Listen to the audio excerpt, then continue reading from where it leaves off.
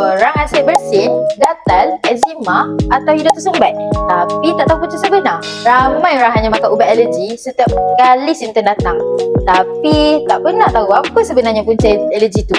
Sebab itulah alergi test sekarang ni sangat penting. Alergi test akan membantu korang untuk kenal pasti punca masalah sebenar korang, bukan untuk merawat simptom je. Mungkin punca daripada makanan, atau haba di rumah dan tempat kerja, bulu kucing atau haiwan peliharaan, atau polen, rumput dan kulat yang berada di sekeliling kita setiap hari.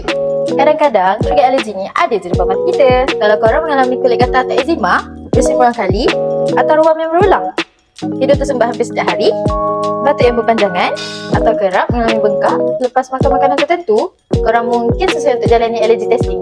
Dan ia tersedia untuk dewasa dan kanak-kanak dengan harga RM49 je. Dengan ujian sehingga 107 jenis alergen, korang juga boleh upgrade kepada full health screening package dengan add-on yang istimewa. Kadang-kadang bukan alergi je boleh jadi punca badan rasa tak sihat. Contohnya macam diabetes, thyroid dan kolesterol pun boleh jadi kesan kepada kesihatan harian. Sebab tu penting untuk lihat gambaran kesihatan secara menyeluruh. Lebih tenang kalau kita tahu apa yang jadi dalam badan sendiri. Kalau korang masih tertanya-tanya apa yang trigger alergi korang, mungkin dah tiba masa untuk korang dapatkan jawapan.